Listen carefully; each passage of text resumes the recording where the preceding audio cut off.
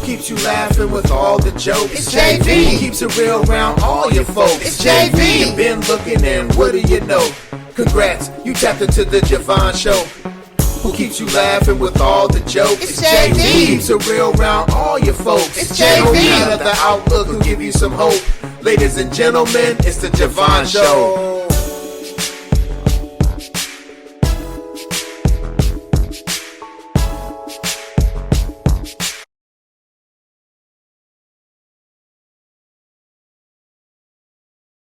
Hello, everybody, and welcome to the Je Vaughn Show. I'm your host, Je Vaughn, and we are happy to have you on the here watching the show today because we have Chicago gospel. Let's not even put it in gospel. Chicago music royalty.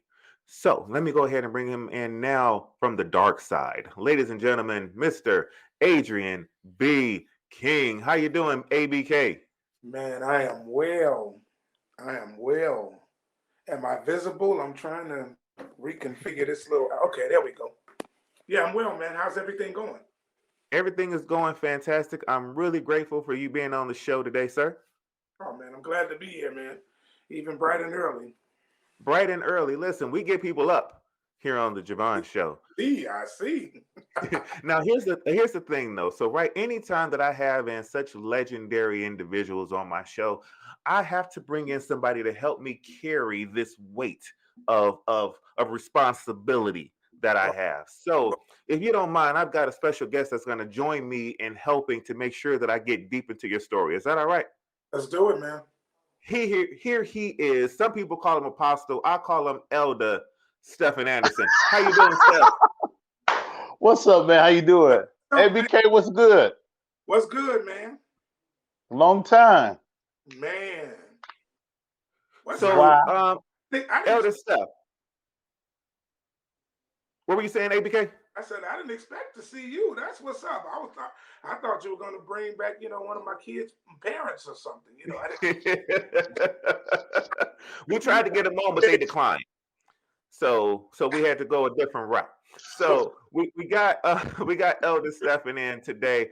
Elder Steph, can you let people know where you're from and how they can get on your social media and all that stuff so we can get started? I am in the DFW area. You can reach me on my YouTube at Daytime 78, and also you can catch me on my Instagram and Facebook. I'm still trying to get good with that. At DMuzquick, DMuzquick 78. You can catch me there. DMuzquick. Excellent, fantastic. How are you familiar with the man, the myth, the legend, ABK? Woo! Picture it, Sicily, 1740. No, I'm joking. 20 years ago, I used to be one of the singers that traveled in some background and front singers for Mr. Adrian B. King. Yeah, absolutely. Yes, 20 years ago. ABK, did he have a takeover spirit then? Man, he didn't, honestly. Believe it or not. He was already doing his own thing, but he was a very humble fellow, very supportive, man. And I was really kind of surprised when he hopped on in because he was already doing his own thing. You know what I'm saying? But Steve, yeah. He was nice and humble back then. What happened? Moving on. Don't answer that. He's not too humble now, Wow. As the old folks used to say, he's smelling himself. I smell capital A amazing right now. Thank you. Is it Perry Ellis? It's the Perry Ellis. No, it's the question. Brute. It's the Black Shade and the Brute. That's what it is. Yikes! No, thank you. So I wanted to bring Elder Anderson in because that way, when I ask you questions, and he's going to ask you questions, but we can get to the heart of the matter of our very first question, which is always, who is Adrian B. King? Adrian B. King is a former lover of fried pork chops. But now only maybe twice a year, and they must be grilled. But just a Chicago boy, man. Grew up in the church, not of the church, but in the church. I had one of them mamas that made me go to church. made me. You had no choice in the matter. You're going to be saved or you're going to get your behind whooped, this one or the other. It was one of those. And we went to one of those churches that started early in the morning. My mama used to cook in the kitchen. So we would be at church at the crack of dawn. It wouldn't even be dawn. It'd be dark outside still. And they'd be in there cooking, and they would have sunrise service. Then we'd have Sunday school. Then we'd have morning worship at 11. There was always a 3:30 program. The missionary board, the mothers, the nurse. Why the nurses got a service? Even the nurses got a service. And then we had 6:30. It was called YPSTU, Young People Spiritual Training Union. I'll never forget that. And then just when you thought you was going to the crib because you was tired and you got school tomorrow, we had 8 p.m. miracle service. Then we was up in there till about 11. So it was dark when I went to church. It was dark when I went home. I'm like, Mom, I ain't going to school tomorrow. I'm tired. I've been to Sunday school and Bible study. And man, just fast forwarding a little bit, I started playing the drums. Well, actually, I started as an usher. I was an usher because the ushers could walk around. So I was a junior usher. Black and white. Were y'all in black and white or pink and gray? I got pictures with the little ruffled shirt. You'll never see it. I'd have to kill you. But fast forwarding, they had a children's choir. I'm getting the music. They had a children's choir. And there was this girl in the children's choir that I was just crazy about as a kid. So Talk slow. I said, maybe I get in this children's choir. I can get close enough to pass notes and talk to her during church. So I got in the children's choir. I couldn't sing a lick. Just got up there so I could pass notes. And so then time goes on. What happened? She got a lead song, the minister of music, which was actually Walt Whitman from the Soul Children, believe it or not. He gave her a lead song. She couldn't get her parts. So I said, well, maybe I could rehearse with her on the sly. That'd be my chance. You know what? My shot. The only thing, Steve, the only thing I could play right then was, I'm going to see if I could play it. I'm in my studio. What was it? Beverly Hills Cop.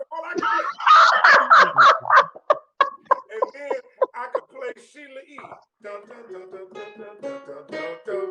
So I said, life. Right. Then the first 2 songs, not even songs, just lines. So I said, well, if I listen to the tape and can pick out her part, maybe I can have a special rehearsal with her before rehearsal and show her her part.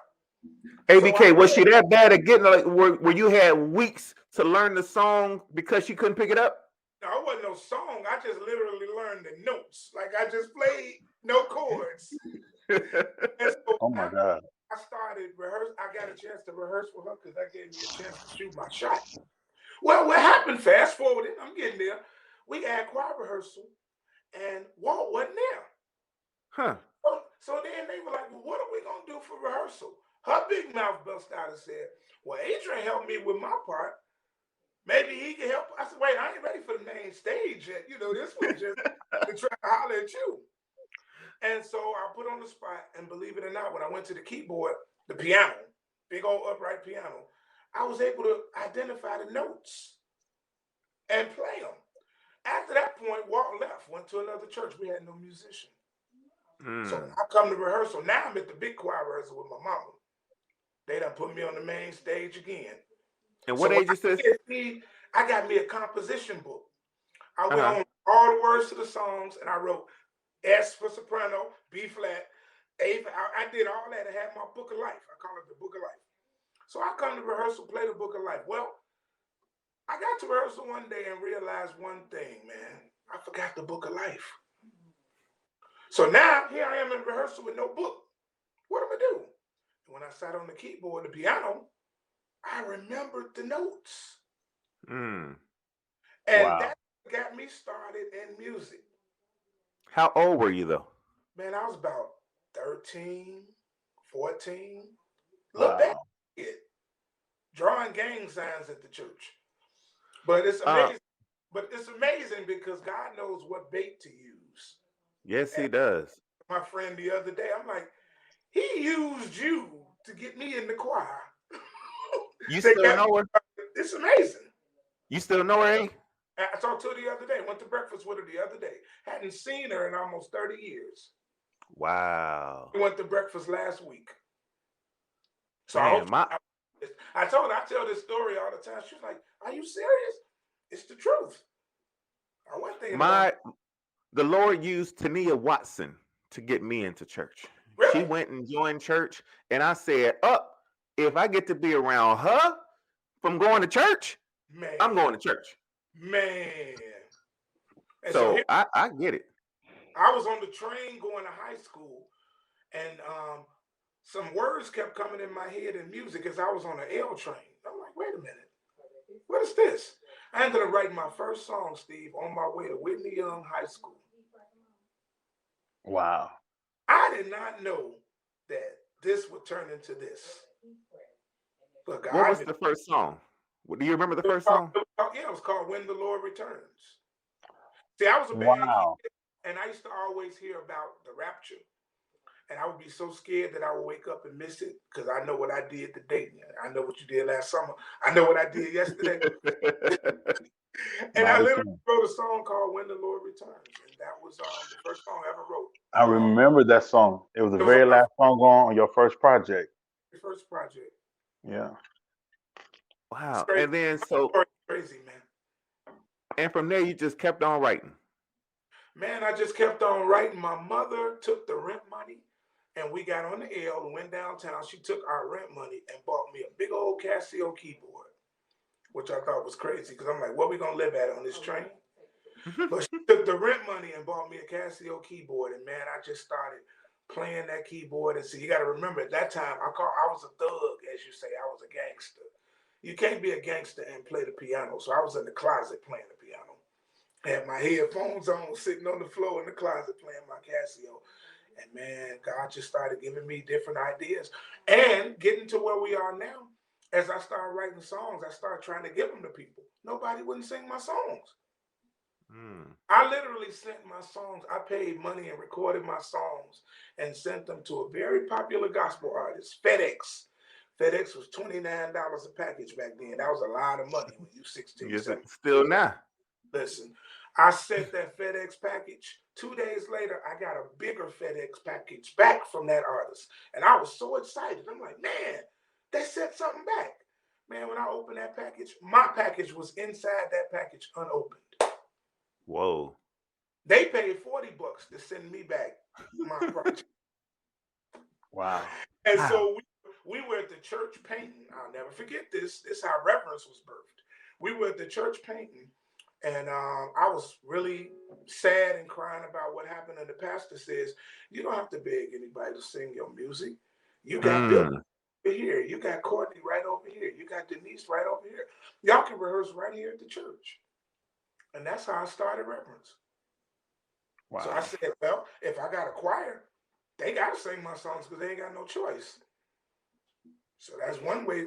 And that started in September of 1992.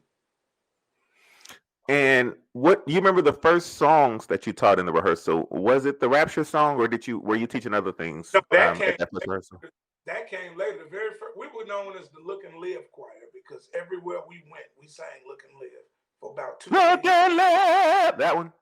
Yeah, we sang that song. I should get a royalty out for that because we sang that song so much. People choir. When the Lord Returns came because I was watching people record and things of that nature, and I wanted to do a record. And so I didn't know how to do a record.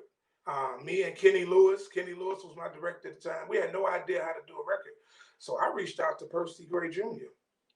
I knew Percy Gray knew how to record. And Percy agreed to come in to produce the record. And he said, well, you got any songs? I said, well, I got this little song that I wrote when I was on the train going to school. And so that's how that happened. Percy and Gerald got involved, and that song ended up on the record. You're throwing out such like Chicago royalty names. How did you get associated with the Gray Boys? Well, I was playing for my music mentor, Brenda Joyce Moore. She went on to be. Yes. Yeah. Yes, Lord.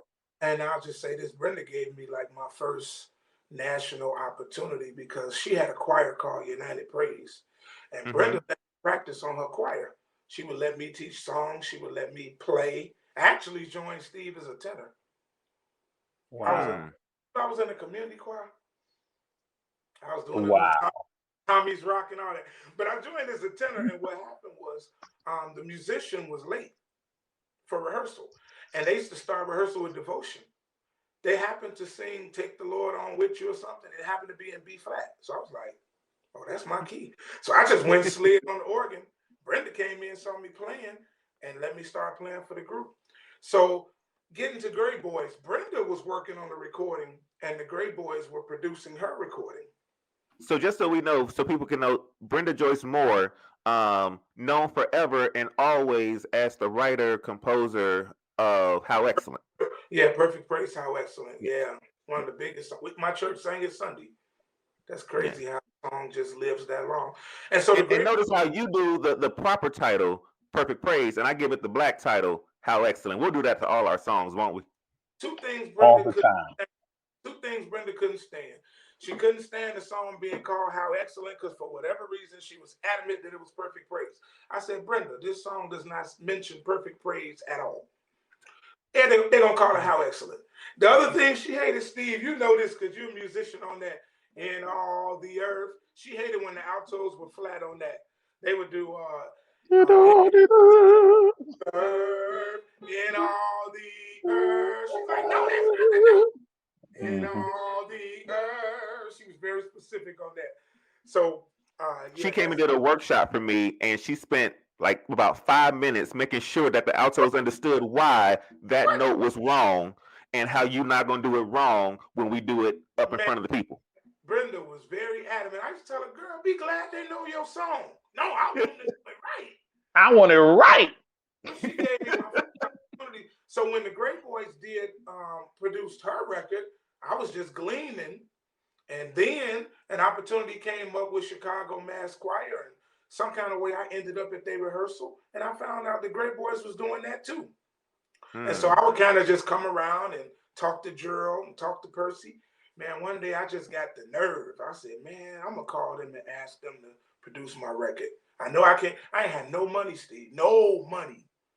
I said, I'm going to ask them. And it was funny. I called Percy. And as soon as I asked him, he said, well, let me call Gerald. Percy called me back and said, we're going to do it. I said, but I don't have no money. So what's the budget? He said, I didn't ask you for a budget. I said, we're going to do it. And they jumped. Man, they produced my project for less than my car note. Wow. And they were already established producers. And they produced it. And they were coming from work. And they don't have to work now. Look what the Lord has done.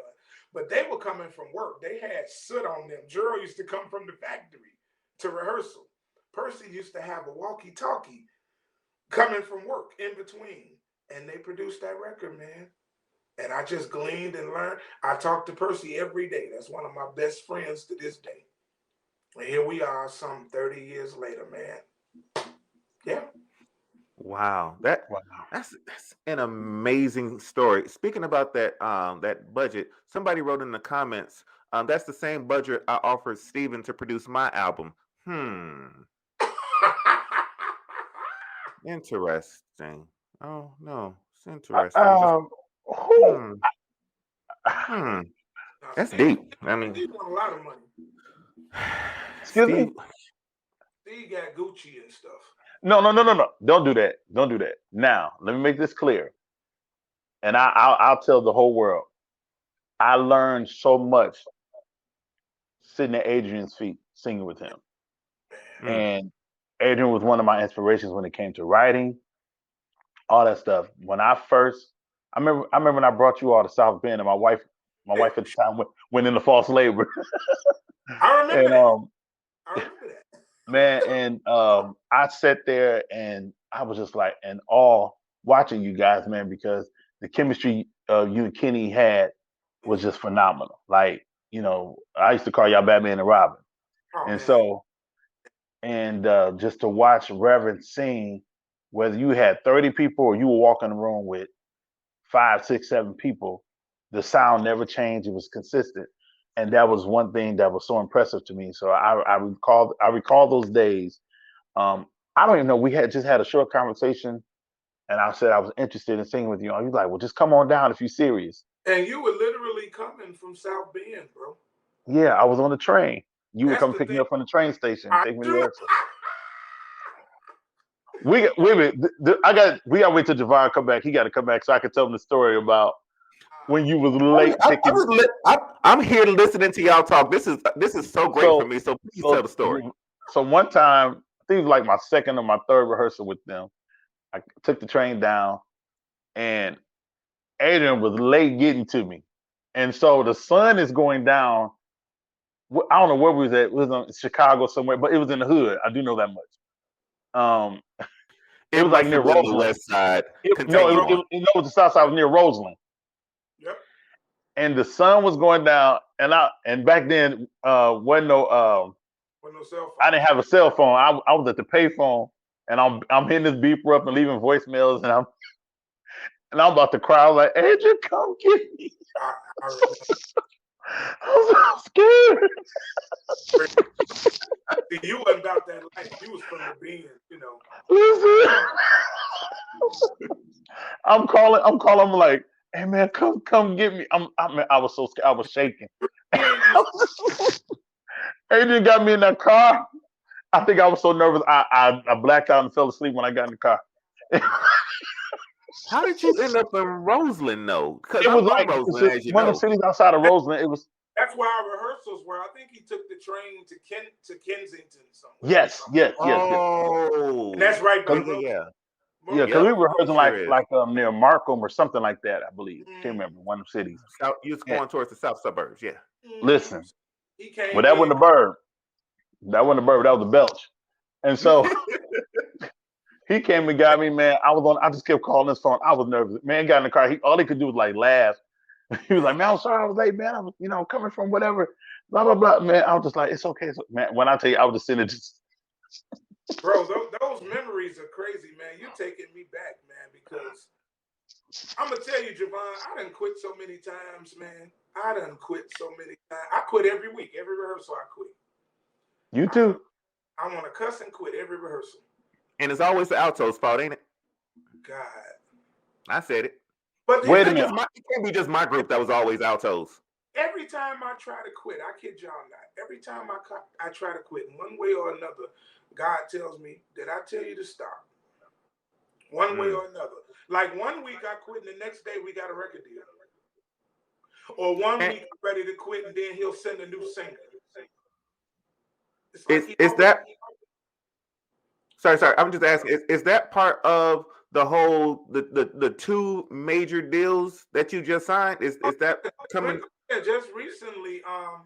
Man, again, I do this because God gave me music to save my life. I was really heading down a dark path. Friends that I knew then, many, we hear it cliche, but I could say it's true. Many are dead or in jail. And I really was headed down that path. And then I lost my mom in 92. As a matter of fact, we had a reverence rehearsal on a Monday. My mother passed on Tuesday. Our very first engagement was my mother's funeral. Wow. Very first engagement. Very first time Reverend sang. And we sang Look and Live. How ironic is that to sing Look and Live at a funeral? But we didn't know no better. We were young. But yeah, man. Just recently, I've signed with I don't know if my nephew's name is Marcus or Marquise. Which one is my nephew's name? Marcus Collins.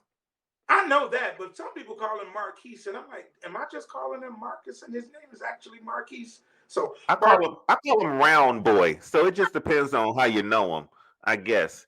No, seriously, Marcus has been with me for years, and we've recently partnered with him and his collective, and he's handling marketing and branding and management. But the truth of the matter, he's been doing it anyway for years. I mean, Marcus would call me when I have concerts. He would work the door. He would bring his workers to host. I mean, he's been just doing this, so it was really like a no-brainer. When it was time to go to this next level. Things have changed a lot in the industry now, so you got to move different. It doesn't really work the way that it used to back in the day. And so coming to the two deals, we just signed a deal with Marcus Collective, Collins Collective officially to handle that. And we also just signed a deal with gospel hitmaker Bishop Norman Hutchins. Nice. And that's weird because Norman Hutchins is like one of my all-time favorite writers. He's a legend. And we happened to land on the same label, JDI Records, although I had never met him with the previous project. And I was like, man, I would love to meet this guy, this, that, and the other. And I had a friend of mine out in Philadelphia, and he said, man, I need you to meet Bishop Hutchins. I said, I'd love to meet Bishop Hutchins. And so he gave me the information. I reached out to Bishop Hutchins. Bishop Hutchins big bro me. He did not reach back. I feel some kind of way about that. But sometimes people are just busy or they don't get the message. But I'll be like, hit me back. I will delete somebody for not hitting me back. Don't play with me. But anyway, I got the Bishop. Time out. I almost did Adrian the same way. He went through a season where he big brothered me. I'm sorry. I didn't. Listen, I got to Detroit. So Adrian moved to Detroit. I moved to Detroit after, like, not too far after, long after he did. So I'm like trying to reach out to him. Adrian didn't say nothing. So I ended up producing a record, and I called Adrian. Adrian called me back. I was like, "Oh, now he won't talk." Okay, cool. And he wrote. No, I'm giving you a hard time, but when you say to my big brother, I was mad at Adrian for about a month or two. I said, "This nigga ain't called me back." Come to find out, he had been moving and been on the road himself. And Adrian, check this out. Adrian, hold on before you answer that. Check this out though. So then, Elder Stephen Anderson moves to Dallas, Texas, right? And then, so I'm reaching out. I'm like, "Hey, Elder," and guess who big brother me? So it goes full circle. It goes. But this what he posts, Adrian. He posts healthy boundaries. Oh.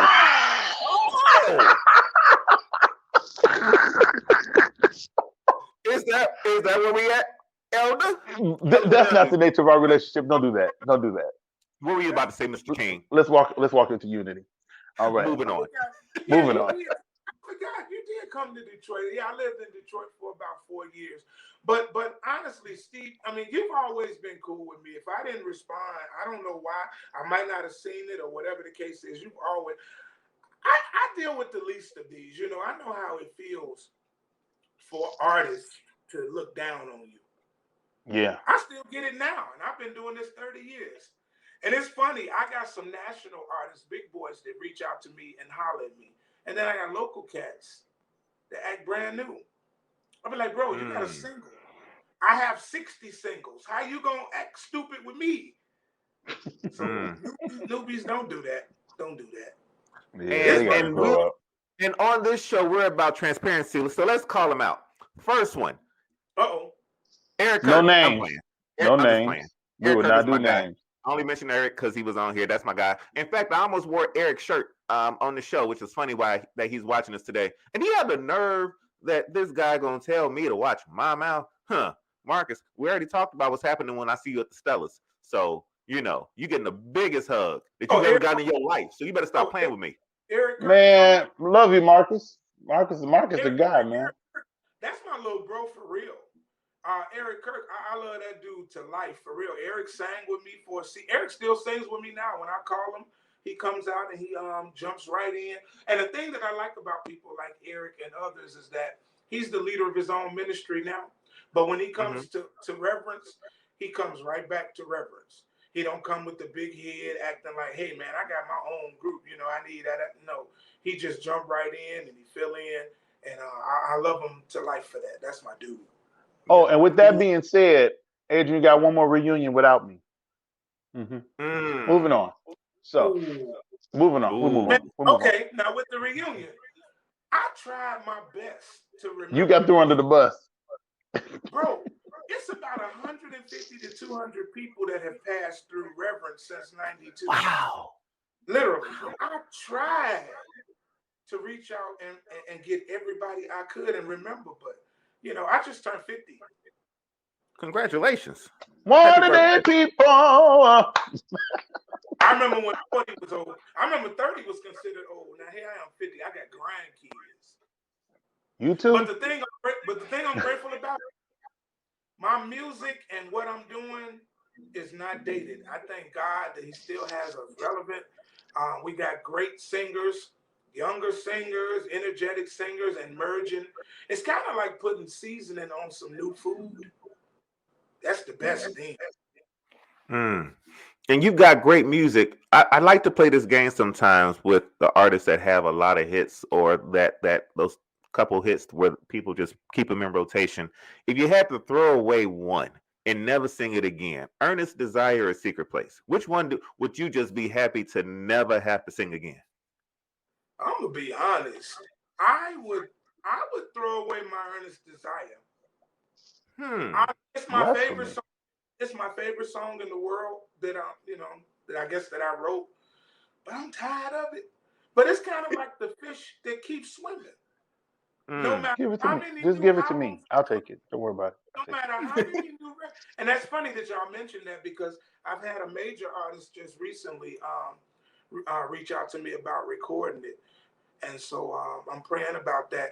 That song has prophecy all over it. I don't know what God is going to do with it, but I'm open to it. But I'm just like, everywhere I go, I don't want to sing my Earnest Desire. But, buck, I mean, the coin is there. I'll sing it in Spanish. I'll sing it in English. I'll do sign language on it if the coin is there. Yo, mime it if the coin is right. All that liturgical dance to it.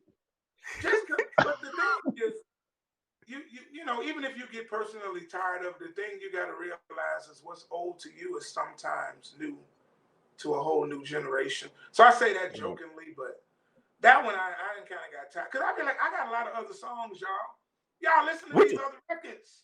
And that's my other question to you. That song, but y'all don't understand. That song clears a room. Yeah, it clears a room. Yeah. It really does.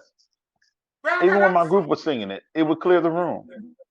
So what? I got some more to clear a room too. Yeah, but we like to be clear the room with my Earnest Desire. You make us go back and pray and reconsider our life with that one. Yeah, you got Darius Brooks and Vashawn Mitchell on your single. That's amazing. But can y'all sing my Earnest Desire? So, were you like? Has there ever been a song where you like? I cannot believe that this one ain't jumping. Yeah, a lot. Because we saying committed. We saying committed out. That was another one. The heck out of committed. I just flipped committed. We just rehearsed it last week. I haven't sang committed. We just flipped it last week in rehearsal with the singers now. We sang it at the reunion, but we hadn't sang committed in 20 years. But I just flipped Elder likes it. Elder likes it when I sing my favorite parts of songs. So can I do the soprano part, the high one, real quick of committed? Knock it out. Oh. Well, time out. Did you encourage that? Yeah, knock it out. We only Here we go. We just laugh. Let me know if I'm on the right key. Put me in something sharp. Oh! Oh! Oh!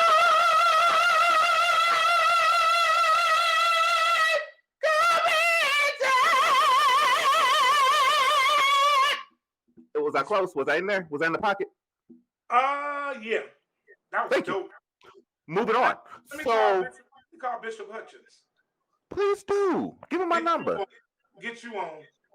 Yeah, get me on. In fact, if you need me to open for the reunion that's coming up, I have nothing better to do.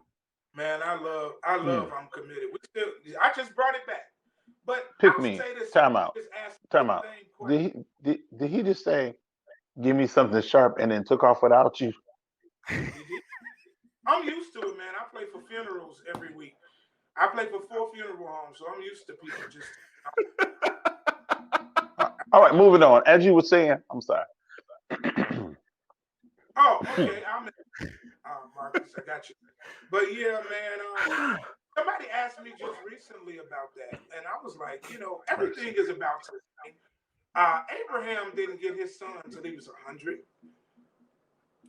One thing I've learned about God is if God wants to do something, he's going to do it how he wants to do it and when he wants to do it. I used to play for the Kurt Carr singers. I traveled with them playing keyboards for some years. And I remember one day we were in a hotel room. It was in Kurt's suite. And Kurt was talking to me, and Kurt told me it took him 17 years to get for every mountain. And then he looked at me and he said, what if I had quit at 16? And he got up and walked into the room. And so I'm sitting there waiting for him to come back. You know when he came back? Never. He dropped that bomb and walked off and went to bed. And I was just sitting there like, wow. So I came up with this slogan that I use all the time. When you quit, failure is certain.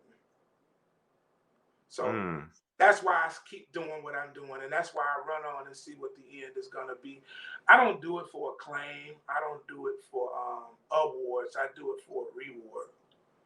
Because God literally gave me this to save my life. So I made a commitment to give it back to him. And the music blesses who it blesses. But I do believe God's about to do something crazy in this season. Marcus, I'm going to bring up the tour in a minute. Go ahead, JeVaughn. I'm just that hit me good, because there's just in conversation, I'll tell you, I doing this podcast, it's like, we get good numbers, but it's like, it's not taking off the way that I want it to. So why do I keep doing it? And I keep getting those type of inspirational words. That is, you keep staying diligent, you keep doing it, you keep going. And when God is ready to take it to where he's going to take it there, and not to worry about it. So you sharing that with me is. I want to give you a word, JeVaughn. Here's the thing, and I tell this to gospel artists, I tell this to people all the time.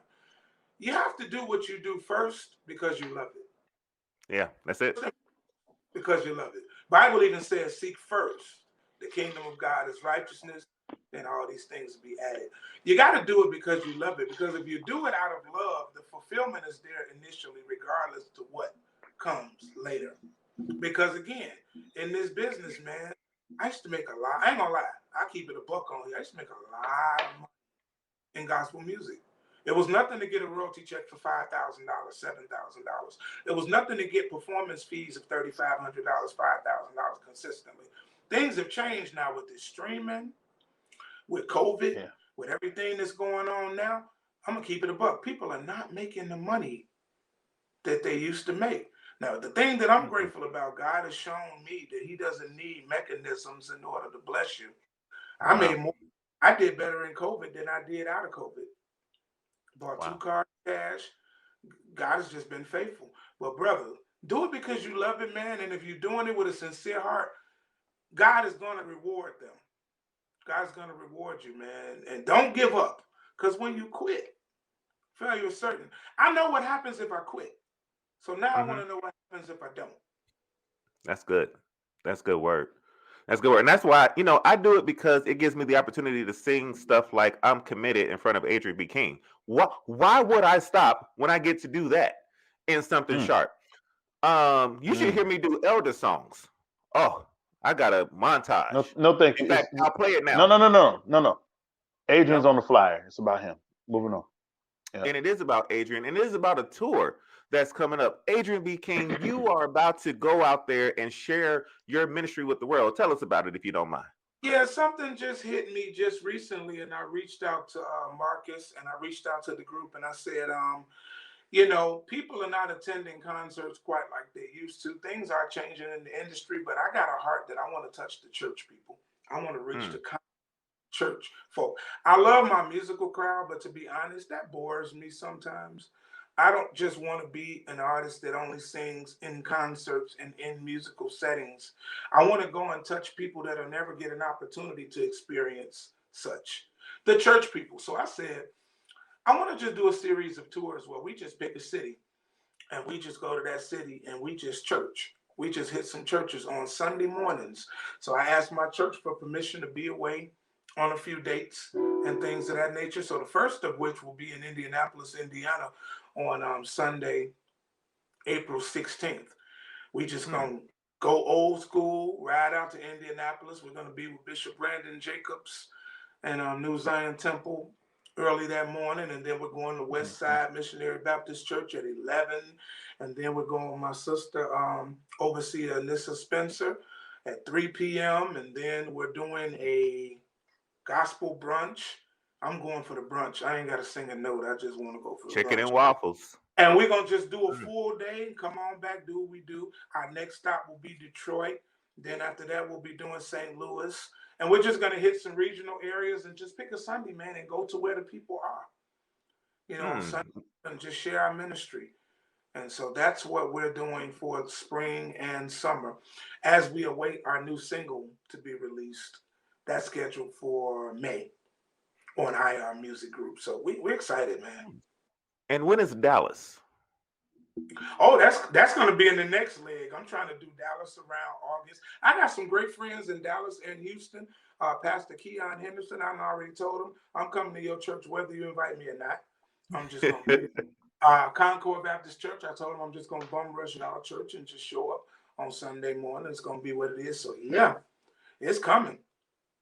It's coming. Beautiful. If you need a host when you come to Dallas, you know. You want to be a host or you want to be the opener? I want to host, because that way I get to talk, and I like talking more than I like singing, and I love singing, but I love talking. And as long as I can bring up Balaam at least once, then I'm good. No. Don't know me. No Balaam. No Why Balaam. not Balaam? Sir, move on. And we're moving. We're moving. Now, there's this segment that we do, and I know that we're running a long time and you got to go, but we do it every time we do a show, and it's called the Creative Break.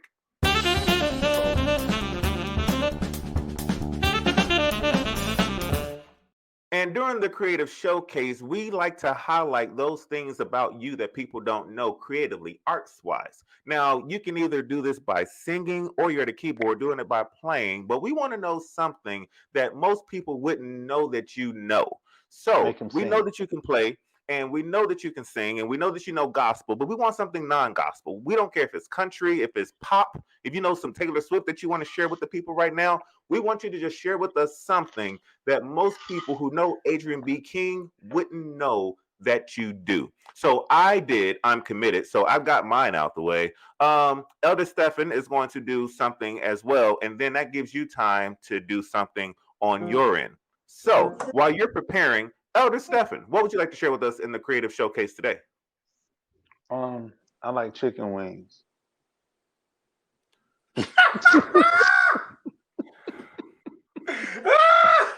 So you want me to sing something? Something that people wouldn't know that you know. Now, I can go to the video, or you can just do something on your own. Hey, no, man, come on, quit playing, man. Quit playing.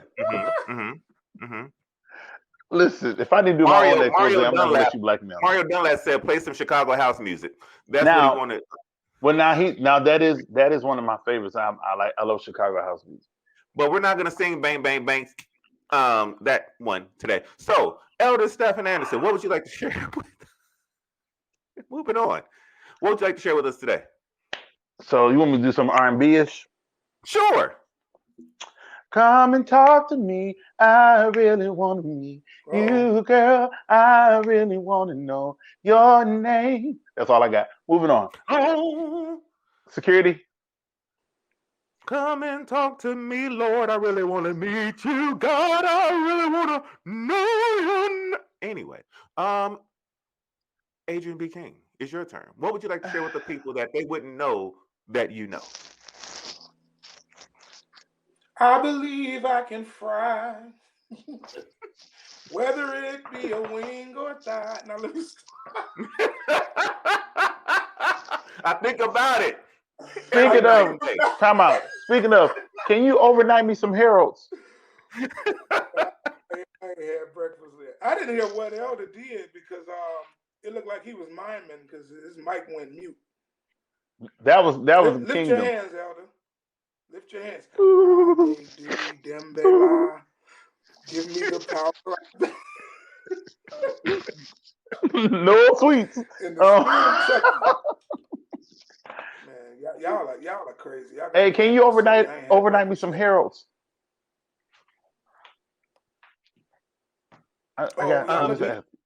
His answer is no. Fine. Bishop Elder wanted some Harold's overnighted to him with some mild sauce, fried hard, salt and pepper. How many wings? 6. 6 wings. Adrian, you're from Chicago. You know it's only 6 wings. Lemon pepper. Mild sauce. I ain't been to Harold's in a while. Just a little of my journey. My goal is to lose over 100 pounds. I've actually done about 30, so I'm doing all right. I haven't had fried food and Harold's and all of that going on 2 months now. And so I'm about to go even harder because I got a goal. 85 pounds by Christmas is my goal. So unless Harold's can be cooked in an air fryer or blended in a smoothie. Yikes. I do a hell smoothie. Oh God, I think I just threw up in my mouth with it. I like hot sauce, salt, and pepper. So give me a 6-wing and a smoothie with a diet Coke. I'm good.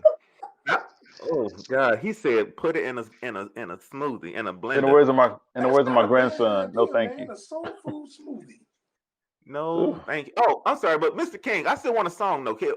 And I like the suggestion of Mario. If you know it, do you know Chicago house music? Is that something that's in your repertoire? Now this is how it started. My dreams are broken hearted because I want you, baby. So when we get down to it, I just love the way you do it because I need you, girl. Then he hit that love can't turn around.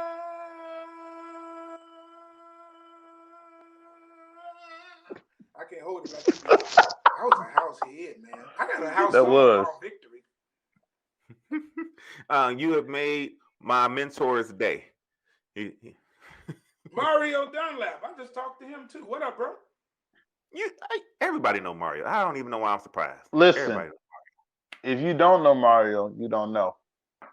I will never forget the day. What you know about house music in South Bend?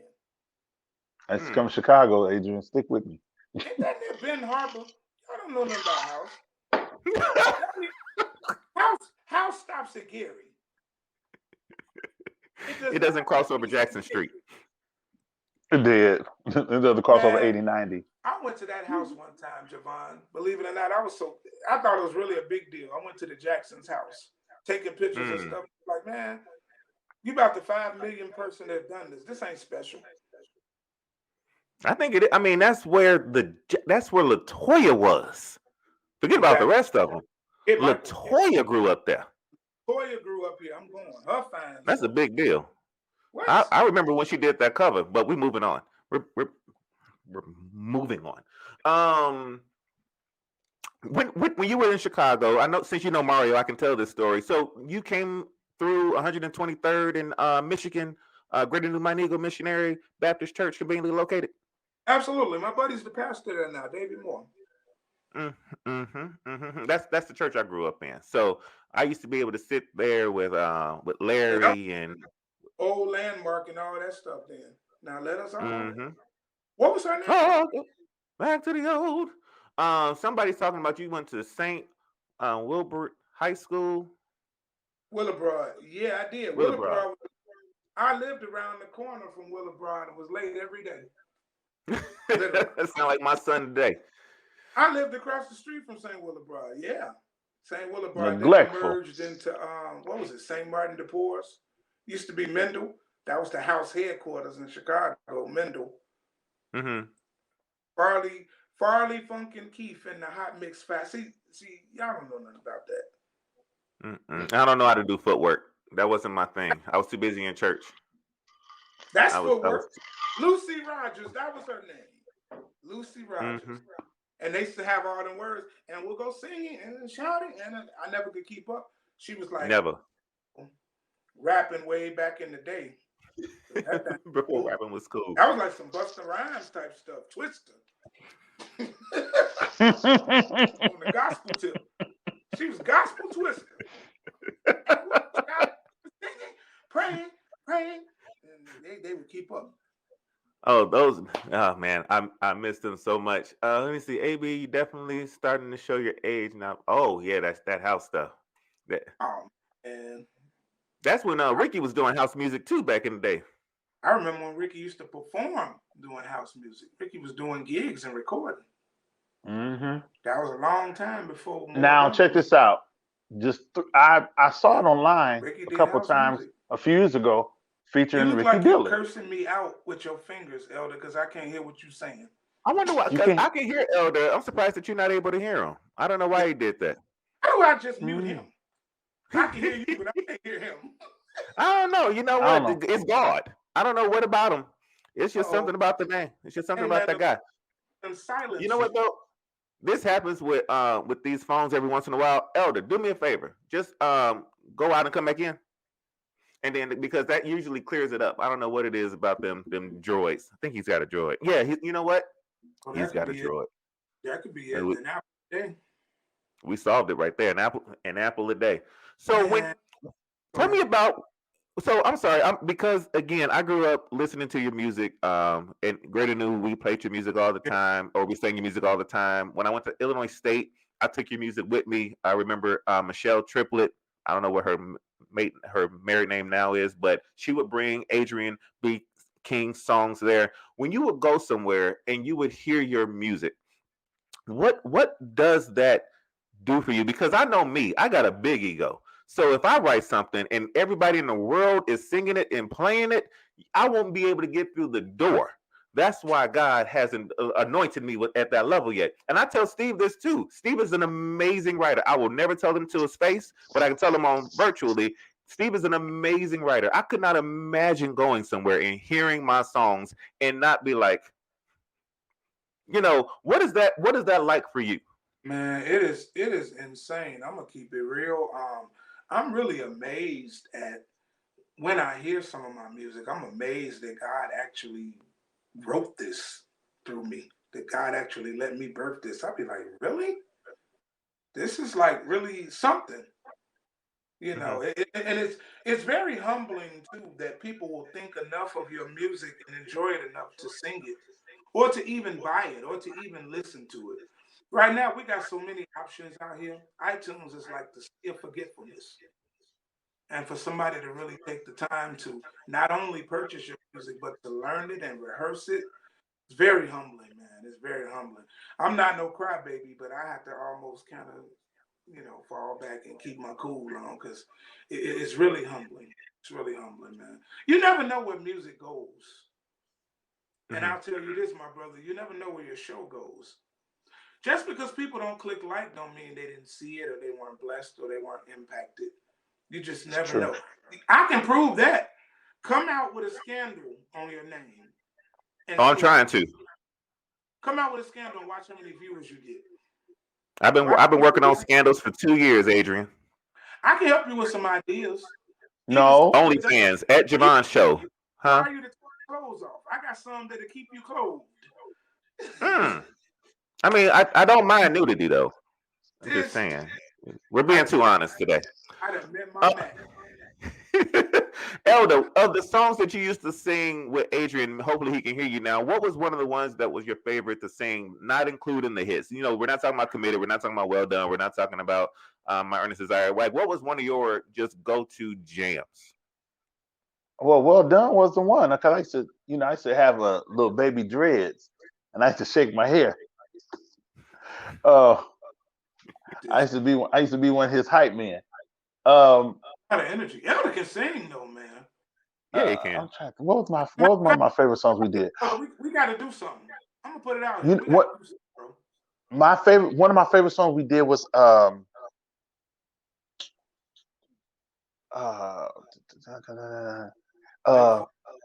we your people take this time to tell you just how grateful, thankful. That was one of my favorites. I think I used to cry every time we did that one. Guess who wrote that?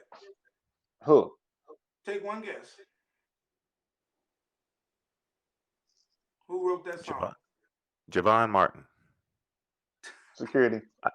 Feels like something I would write. Mentor, Brenda Joyce Moore. Really? Wow. People think I wrote it. I'm like, I want to take credit for it. I do. I bow, but no. Brenda Joyce Moore. Yeah, that was in my top 5 that we did. But like, Well Done. He's Worthy. You had two that He's Worthy, so we got to be careful with the name of it. So Kenny Lewis wrote one, and then the other one was the From the Rising of the Sun to We just re-recorded that recently, but I think that was Kenny's first song. And what was crazy, I say this in my 7% of battery left. That was funny because when we were doing the record, Percy and Gerald were producing. Percy was like, something is missing. Something missing. I'm like, what? He said, man, we need a groove. We need a high energy groove. And we didn't have a song. And Kenny hit me up and was like, man, I wrote this song. And Kenny came to rehearsal and Percy was there and Kenny taught it. And Percy was like, that's it. And so Kenny's song one they That made He it Worthy on goes hard. and I just want to make sure because we have a lot of people here who know different songs. So is this the He's worthy? Is that, or is it a different He's worthy? No. There Which He's is worthy? a man who went to Calvary, died for my sin. It had that whole groove thing. And see, the thing you got to remember, this was in '96. This wasn't now. Yeah. So Now let me say this. And I don't know if he's listening or not. I would say this. Kenny and Adrian, those two were before. To me, were like before their time. Like it was like, who are they and where they come from? From the singing to the dress code, stage presence, the chemistry. Like the penmanship has always been dope. So, singing with Adrian, I was like, I was young and skinny then, and I would jump all over the stage, man. But Adrian, I think Well Done was probably the song that took me out. But Earnest Desire and We Your People, He's Worthy. And then the other one we did, He's Worthy. That was where we kept going up. That was an iron sharpens iron situation when me and Kenny got together, because he gleaned a lot from me and I also gleaned a lot from him. And it was kind of like we were able to mesh both of our experiences together. And then we were able to morph. And I'm really godly proud of Kenny. One Voice is my favorite choir, one of my top favorite choirs, and they doing their thing. And Kenny was just a couple months ago at my 50th birthday celebration, and the brotherhood is still there. And I'm just glad that God's a keeper. You know what I'm saying? He sustained us both to walk into our paths, and he's dope like that. Yeah. And it's great that you all still have that brotherhood, because it doesn't always last like that. From you all starting so young and then where you all now. Which Chicago artist do you absolutely refuse to work with? Don't answer that. No. Moving on. So before we let you. I'm pretty transparent, so I'm glad you. Don't you do it? I'll get in trouble from Mr. Collins. There are a few that I'm just not led to work. I'm a different fella. I'm from Chicago, but I'm really not in the clique, bro. Believe it or not, I'm really not in the clique. I'm like that person that Collins. Right. They got membership to the gym. I'm the guest. So it's like I got a guest pass because I'm not really in the circle like that. I think I'm respected and I think people love my music, but I'm not really, and that's okay. Yeah, that's okay. Absolutely. I've never been a clout chaser. I've never been a person that just desire to fit in. I just want to be respected and just do what God has given me to do, and whatever audience or whatever team He partners me with, then we'll rock out. I've never been that guy. Some people are, and they'll sell their soul and they tail. I said He said it, and we're not moving on. He said it. And facts. And I said it because, again, it's true. I mean, I've seen people compromise who they are as men, who they are as women, who they are as people of God, just to get into an in crowd. And if my thing is this, Elder, if God can't get me there, then I won't go. If I got to brown kiss up and be accepting of any and everything to get there, then I'll just never go. I'm good. God is good to me, man. I'm writing a book. The name of my book is entitled If Only I Had Waited. So if my music career don't make me rich, I guarantee you this book will, because I got some stories. But yeah. And I look forward to bringing you back for that interview along with the women that's detailed in the book. Before we let you go, Adrian B. King, can you let us know where we can find you and where people can reach out and touch you? Please follow us. Again, this whole new social media and cyber thing is all new, and it's requiring a lot of patience, but you can follow me on IG at Adrian B. King Music. You can follow me on Facebook. As a matter of fact, do it now.